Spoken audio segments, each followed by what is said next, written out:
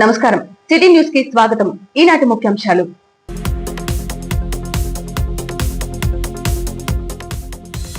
వినుకొండలో నూతన ప్రాథమిక ఆరోగ్య కేంద్రాన్ని ప్రారంభించిన చీఫ్ విప్ జీవి.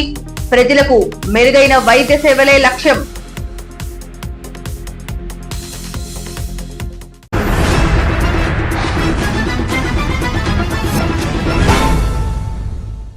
రాష్ట్రంలోని పేదలు, అల్పాదాయ వర్గాలకు నాణ్యమైన వైద్యం అందించడమే లక్ష్యంగా కూటమి ప్రభుత్వం కృషి చేస్తుందని ప్రభుత్వ చీఫ్ విప్ వినుకొండ ఎమ్మెల్యే జీవి స్పష్టం చేశారు. నేడు వినుకొండ పట్టణంలోని 11వ వార్డు రైలుపేటలో నూతనంగా ఏర్పాటు చేసిన ప్రాథమిక ఆరోగ్య కేంద్రాన్ని ఆయన లాంఛనంగా ప్రారంభించారు.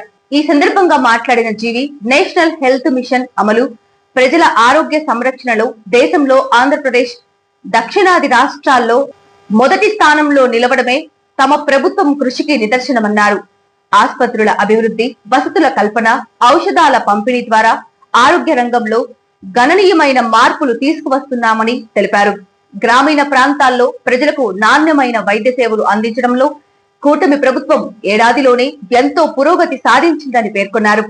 నేషనల్ హెల్త్ మిషన్ లో భాగంగా 150 సెంటర్లు ఈరోజు urban health centres, urban primary health centres ని ప్రారంభిస్తా ఉన్నాం. రాష్ట్రం ఈ సౌత్ జోన్ లోనే నేషనల్ హెల్త్ మిషన్ కార్యక్రమంలో భారతదేశంలో సౌత్ జోన్ లో ఆంధ్రప్రదేశ్ ఈరోజు మొదటి స్థానంలో ఉండటం మనందరికీ గర్వకారణం. గతంలో వినుకొండ 150 స్థానంలో ఉండేది.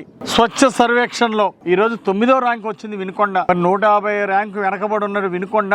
గత పాలనలో ఈ రోజు స్వచ్ఛ సర్వేక్షణ లో 9వ ర్యాంకు రావడం ఎంతో అభినందనీయం. డాక్టర్లు, సిబ్బంది గత సంవత్సరం కాలంగా బాధ్యతగా కష్టపడుతున్నారు. పేద ప్రజలకు సేవలు అందిస్తున్నారు. ఈ ప్రైమరీ హెల్త్ సెంటర్స్ అర్బన్ లో ఉన్నటువంటి పేద ప్రజలు అర్బన్ ఆయుష్మాన్ ఆరోగ్య మందిర్ ఈరోజు మసీదు మాన్యంలో ప్రారంభించాం. 1వ లైన్ లో, రైలుపేట మొదటి లైన్ లో 11వ వార్డులో ఈరోజు అర్బన్ ఆయుష్మాన్ ఆరోగ్య మందిర్ ని ప్రారంభించాం. ఈ అవకాశాన్ని పేద ప్రజలందరూ సద్వినియోగం చేసుకోవాలని, ఇక్కడ మంచి మందులు, నంబర్ 1 డాక్టర్లు, సిబ్బంది మీకు ఎప్పుడూ అందుబాటులో ఉంటారు. ఈ అవకాశాన్ని ప్రజలందరూ సద్వినియోగం చేసుకోవాలని ప్రజలకు విజ్ఞప్తి చేస్తున్నా. పేద ప్రజలకు ఎక్కడికక్కడ ఈరోజు ప్రభుత్వం నుండి ఈ అర్బన్ ఆయుష్మాన్ ఆరోగ్య మందిర్లు ప్రారంభిస్తున్నాం. 150 సెంటర్లు మన రాష్ట్రంలో ఇలాంటి కార్యక్రమాన్ని ప్రజల్లో తీసుకెళ్తున్నాం. పేద ప్రజలకి ఆరోగ్యాన్ని దగ్గర చేయడం కోసం, సంతోషంగా ఉండటం కోసం, ఆరోగ్యం కోసం ఈ హెల్త్ సెంటర్స్ ని ప్రారంభించాం. Health sub centres. గత ప్రభుత్వంలో ఇంజక్షన్లు కూడా లేవు, మందులు లేవు. 5 ఏళ్ల దుర్మార్గ పాలనలో ఎక్కడిచ్చారండి ఇంజన్లు? ఇంజక్షన్ లేవు, పేషెంట్లు వెళ్తే మందులు లేవు. ఈ హాస్పిటల్ రావడం మానేశారు 5 సంవత్సరాలు. గత పాలకుల్లో ఎన్టీఆర్, పాలకులు ఆరోగ్యశ్రీ బిల్లులు ఇవ్వకపోతే డాక్టర్లు కూడా, అయ్యా మేము మా హాస్పిటల్కి రావద్దు, మేము వైద్యం ఇవ్వలేము, ఆరోగ్యశ్రీ బిల్లులు పెండింగ్ ఉన్నాయని వైద్యం అందించకపోతే పేషెంట్లు హాస్పిటల్కి వెళ్ళి వెనక్కి వచ్చిన పరిస్థితులు గత 5 సంవత్సరాలు చూసాం. ఇప్పుడు ఎన్టీఆర్ వైద్య సేవ ఇస్తూ ఉంది ప్రజలకి. ఎంతో ప్రేమగా డాక్టర్లు, హాస్పిటల్ యాజమాన్యాలు వచ్చినటువంటి పేషెంట్లని అందరికి నమస్కారం పెట్టి, అమ్మా ఏం కావాలని చెప్పేసి, ఏ ఆపరేషన్ కావాలి, ఏ వైద్యం కావాలని హాస్పిటల్కి ముంగట ఎదురొచ్చి రిసీవ్ చేసుకుంటున్నారు. ఎన్టీఆర్ వైద్య సేవ బిల్లులు ఎప్పటికప్పుడు హాస్పిటల్కి అందిస్తూ ఉంది మన ప్రభుత్వం. అంతేకాదు ప్రతి హాస్పిటల్లో మందులు అందుబాటులో ఉంచుతా ఉంది. హార్ట్ అటాక్ వస్తే 40,000 రూపాయల ఇంజక్షన్లు కూడా అందుబాటులో ఉంచుతా ఉంది. కుక్కలు గరిస్తే ర్యాబిడ్ సంబంధించినటువంటి ఇంజక్షన్ ని ఈరోజు అన్ని సెంటర్స్ లో అందుబాటులో ఉంచుతా ఉంది. ఈ విధంగా అన్ని మందులు హాస్పిటల్లో అందుబాటులో ఉంచినటువంటి ఈరోజు ఎన్డీఏ ప్రభుత్వం, చంద్రబాబు గారి ప్రభుత్వానికి ఒకటే ఆశయం, ప్రజలందరికీ మెరుగైన ఆరోగ్యం ఇవ్వాలి. ప్రజలందరూ సంతోషంగా ఉండాలంటే ఆరోగ్యంగా ఉండాలి. మెరుగైన ఆరోగ్యం అందించాలి. ప్రతి ఒక్కరికి లైఫ్ లాంగ్విటీ అంటే జీవన కాలం పెంచాలి అనేదే ఈరోజు ప్రభుత్వ యొక్క ఆశయం. 2047 కల్లా ఈరోజు 75 సంవత్సరాల్లో యావరేజ్ సగటు మనిషి జీవిస్తూ ఉన్నాడు. దాన్ని 86 సంవత్సరాలు సగటు మనిషి జీవించే కాలాన్ని 2047 కల్లా 86 సంవత్సరాల పైన తీసుకెళ్లే దిశగా ఈరోజు ఆంధ్రప్రదేశ్ ప్రభుత్వం చర్యలు చేపడతా ఉంది. భారతదేశంలోనే ఒక రోల్ మోడల్గా ఈరోజు చంద్రబాబు గారు, మన ముఖ్యమంత్రి గారు ఈరోజు ప్రజలకు ఆరోగ్యం అందించే దాంట్లో నూతన వైద్య విధానాలని ఈరోజు ప్రజలకు అందుబాటులో తీసుకొచ్చారు. అట్లాగే కొత్తగా హాస్పిటల్స్ పెడుతున్నారు, primary sub centres, health centres పెడుతున్నారు. ఈ సేవలన్నీ కూడా ప్రజలు ఉపయోగించుకోవాలని కోరుతున్నా. భవిష్యత్తులో ఇంకా పెద్ద ఎత్తున ముందుకు తీసుకెళ్తాం. ప్రజలందరూ కూడా ఆరోగ్యంగా ఉండాలంటే మంచి పౌష్టికాహారం కూడా ఉండాలి. పౌష్టికాహారం ప్రధానం. మన లక్ష్యం 2047కి ప్రతి కుటుంబం, ప్రతి వ్యక్తి ఆనందంగా ఉండాలి. అట్లాగే ప్రతి కుటుంబం నుండి ఒక యువ పారిశ్రామికవేత్త రావాలా.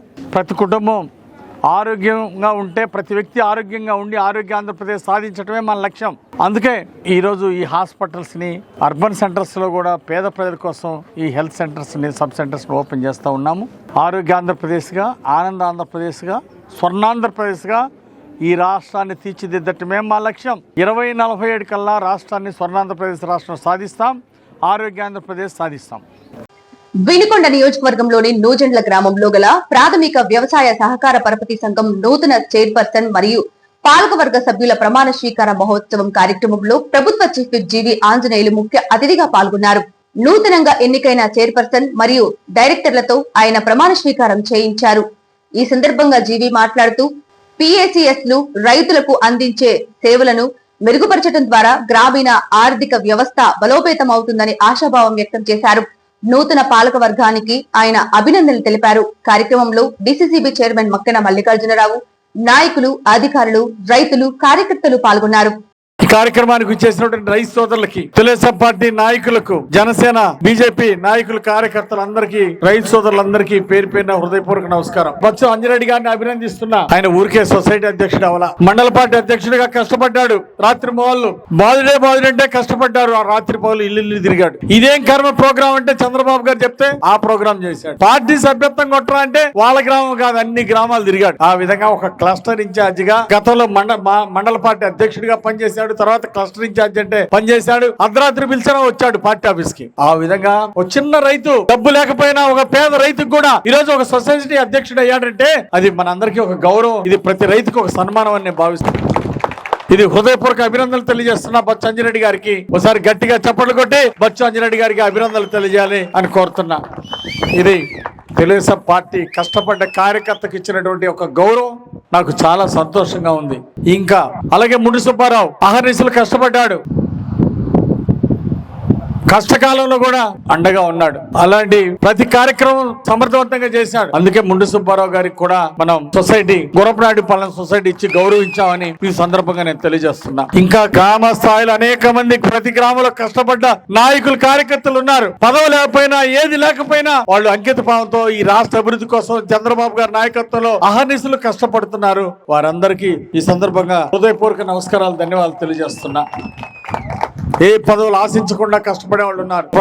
నా ఊరు బాగుంటే చాలు, మన రాష్ట్రం బాగుంటే చాలని అహర్నిశలు కష్టపడేటువంటి వారి అందరికీ నేను అభినందనలు తెలియజేస్తున్నా. ముఖ్యంగా గుర్రపునాయుడు పాలెం సొసైటీ మరి గత సంవత్సరం ఫైనాన్షియల్ ఇయర్ 23 లక్షల లాభంతో ముందుకెళ్తుంది.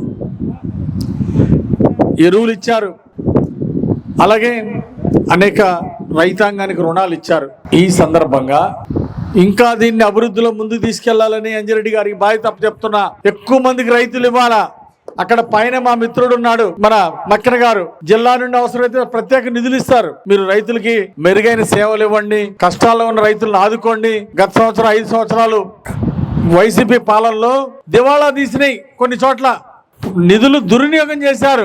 దొంగ పాస్ పుస్తకాలకు కూడా లోన్లు ఇచ్చి సొసైటీని దెబ్బతీశారు. కొన్ని చోట్ల సర్వనాశనం చేశారు గత 5 సంవత్సరాల వైసీపీ పాలనలో. దీని వల్ల రైతులకు నష్టం జరిగింది. కనీసం మీరు ఇప్పుడు ఈ రోజు బాధ్యత తీసుకున్నారు. ఈ రోజు మక్కెన గారికి కూడా జిల్లాలో జీడీసీసీ బ్యాంక్ చైర్మన్ గా, కేంద్ర సహకార బ్యాంకు చైర్మన్ గా చంద్రబాబు గారు బాధ్యత అప్పచెప్పారు. తప్పనిసరిగా ఆయన బాధ్యతలు ఆయనకు విజయవంతంగా, సమర్థవంతంగా పాత సమైక్య జిల్లా 17 నియోజకవర్గాలు తిరిగి రైతులకు సేవలు అందిస్తాడని నేను ఆశిస్తున్నా. మక్కెన మల్లికార్జున గారు బ్రహ్మాండంగా చేస్తారు. చంద్రబాబు గారి గౌరవాన్ని నిలబెడతారు.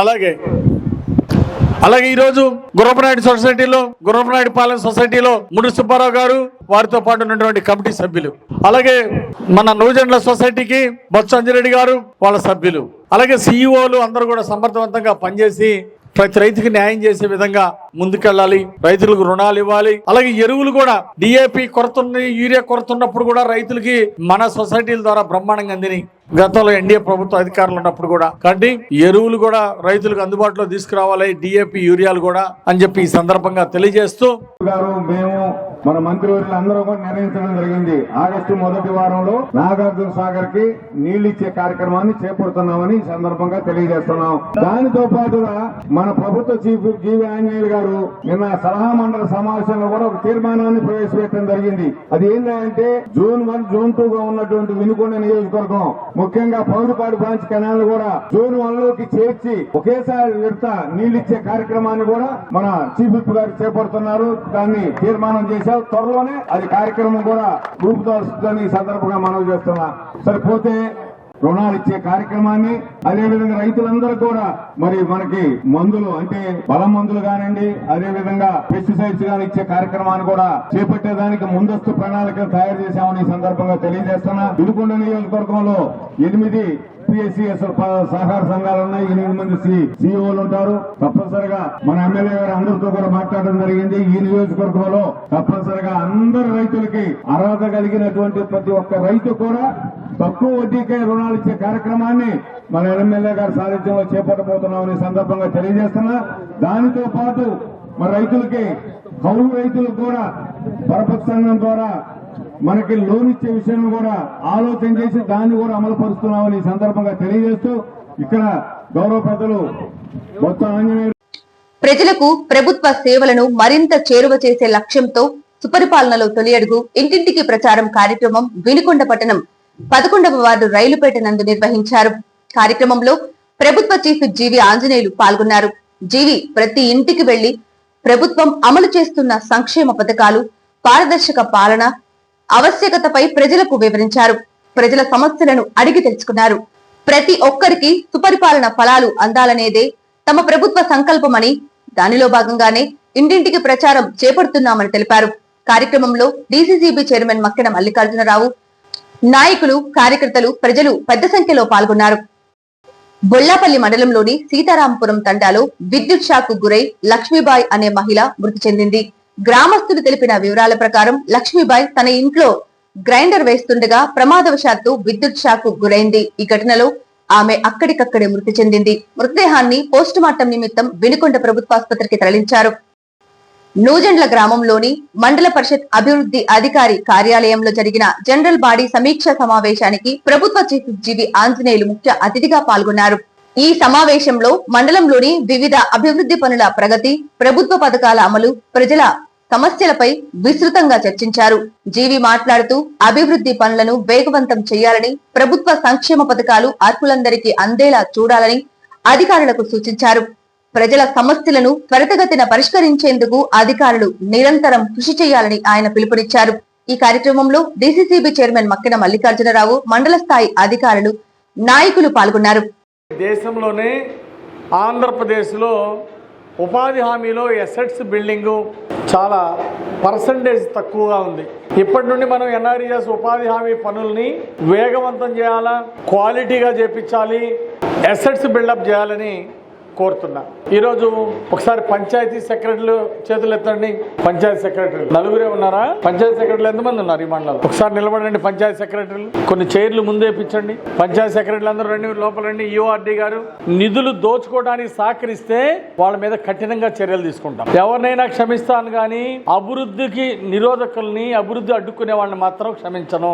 మీకు ఎప్పుడు ఏ సహకారం కావాలన్నా రండి, నా చేతనైన సహాయం చేస్తా. ప్రభుత్వం ద్వారా పని ఉంటే రండి, ఖచ్చితంగా సహాయం చేస్తా. అంతేగాని తప్పు చేసే వాళ్ళని మాత్రం ఉపేక్షించను. మురుగు కాలువలన్నీ శుభ్రం చేయించండి, పారిశుద్ధ్యం మెరుగుపరచాలా. వారం రోజుల్లో రెడ్ అలర్ట్ చెప్తున్నా. వారం తర్వాత నేను ఏ గ్రామం వచ్చినా సరే అన్నిట్లో పూడికలు తీసేసి ఉండాలా. కచ్చా డ్రైన్స్ అన్ని నీట్ గా చేపించండి. దానికేం కోట్ల రూపాయలు అవసరం లే. అదే విధంగా లైట్లు వేయించండి. ఏం పాపం చేశారని జనాలు, కొంతమంది సర్పంచులు దుర్యోగం చేస్తున్నారు నిధులు.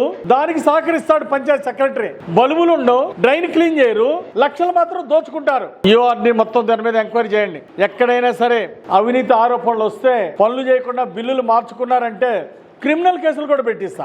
బల్బులు వారం రోజుల్లో బల్బులు వేయించాలా, వారం రోజుల్లో బల్బులు మొత్తం వెలగాల. గతంలో వైసీపీ ప్రభుత్వంలో కొన్ని చోట్ల పంచాయతీ నిధులు దుర్వినియోగం అయినాయి. డ్రైన్లు పరిశుభ్రంగా ఉంచాలి, ఎక్కడన్నా గుంతలుంటే మురుగు గుంటలుంటే బూడిపించండి. తక్కువ బడ్జెట్ తో అయ్యాయి ఎక్కువ ఉపయోగమైన పనుల మీద దృష్టి పెట్టండి. ఇప్పుడు బడ్జెట్ ముఖ్యంగా బల్బులు వేయాలి, డ్రైన్స్ పరిశుభ్రంగా మొత్తం ఉంచాలి. అవసరమైతే ఫండ్స్ లేకపోతే ఆ గ్రామంలో అవసరమైతే విరాళాలు సేకరించి చేయండి. ఏదైనా పంచాయతీలు నిధులు లేవు, నేను కూడా చందా ఇస్తా, నేను కూడా కంట్రిబ్యూషన్ ఇస్తా. పంచాయతీలో నిధులు లేనప్పుడు ఏం చేయాలా? ముందు పరిశుభ్రం చేయాలా, డ్రైన్స్ అన్ని శుభ్రం చేయాలా. వర్షాలు పడితే మురుగుంటల్లో నీళ్లు నిలవ ఉంటే దోమలు పెరిగిపోయి మళ్ళీ రకరకాల జబ్బులు, డెంగ్యూ జ్వరాలు లాంటివి వచ్చే ప్రమాదం ఉంది. కాబట్టి దయచేసి పారిశుద్ధ్యం మీద పంచాయతీ సెక్రటరీలు యూఆర్డి సపరేట్ ప్రత్యేక దృష్టి పెట్టాలా. ఈ రేపటి నుండే స్టార్ట్ చేయాలి పని. రేపటి నుండే వారం తర్వాత నేను ఏ ఊరు వచ్చినా మురుగుంటలు కనపడ్డా డ్రైన్ శుభ్రం లేకపోతే ఆ పంచాయతీ సెక్రటరీ మీద చర్యలు తీసుకోవడం జరుగుతుంది. అట్లాగే ఈ రోజు ప్రభుత్వం పరిశుభ్రం మీద, క్లీన్ అండ్ గ్రీన్ మీద శ్రద్ధ పెడతా ఉంది. ప్రతి శనివారం అధికారులు, ప్రజాప్రతినిధులు అందరూ కూడా ప్రతి నెల 3వ శనివారం క్లీన్ అండ్ గ్రీన్ కార్యక్రమం మీద దృష్టి పెట్టండి, పరిశుభ్రత మీద దృష్టి పెట్టండి. ప్లాస్టిక్ ఇలాంటివి వాడొద్దని ప్రజల్లో చైతన్యం తీసుకురావాలని ఈ సందర్భంగా నేను కోరుతున్నా. ఈరోజు ప్రభుత్వం ఆశయం ఒకటే, 2047 కల్లా మన రాష్ట్రాన్ని ఒక #1 అభివృద్ధిలో #1 గా ఉండాలి. తలసరి ఆదాయం 55 లక్షలు ఉండాలని. తలసరి ఆదాయం అంటే మనకున్న ఆదాయం 20 రెట్లు పెంచాలని, ఆదాయం 20 రెట్లు పెంచే దిశగా ముందుకెళ్తుంది ఈరోజు ప్రభుత్వం. ప్రతి కుటుంబం నుండి ఒక పారిశ్రామికవేత్తను తీసుకురావాలని ప్రభుత్వం ఆలోచన. గతంలో సాఫ్ట్వేర్ ఇంజనీర్లు తీసుకురావాలంటే తీసుకొచ్చారు చంద్రబాబు నాయుడు గారు. ఇప్పుడు ప్రతి కుటుంబం నుండి మన ముఖ్యమంత్రి గారి ఆలోచన ఒక పారిశ్రామికవేత్తని తీసుకురావాలనే ఆలోచన. ముందుకు తీసుకెళ్ళండి. గ్రామాల అభివృద్ధికి అందరూ కూడా కృషి చేయండి. అధికారులందరూ కూడా సమన్వయంతో పనిచేయండి. ఒక డిపార్ట్మెంట్ ఇంకో డిపార్ట్మెంట్ కావాల్సిన సహకారం ఇవ్వండి. డిపార్ట్మెంట్ అన్నిటి మధ్య అండర్స్టాండింగ్ ఉండాలా, ఒకరికొకరు సహకారం ఉండాలా. దీన్ని దృష్టిలో పెట్టుకొని ముందుకెళ్లాల్సిందిగా నేను కోరుతున్నా.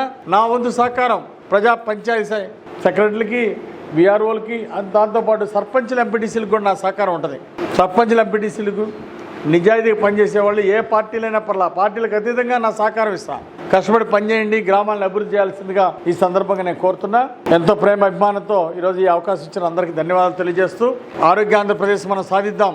హెల్త్ డిపార్ట్మెంట్ వాళ్ళు ఎవరు ఉన్నారు, హెల్త్ డిపార్ట్మెంట్ మీ స్టాఫ్ ద్వారా రోజు కొన్ని గ్రామాలు పెట్టుకొని, క్యాంప్ పెట్టుకొని, డ్వాక్రా మహిళల ద్వారా, డ్వాక్రా మహిళలు ఎవరు, ఏపీఎం ముందు. సిటీ న్యూస్ ఇంతటితో సమాప్తం. తిరిగి రేపటి సిటీ న్యూస్ లో మళ్ళీ కలుద్దాం. అంతవరకు సెలవు. నమస్కారం.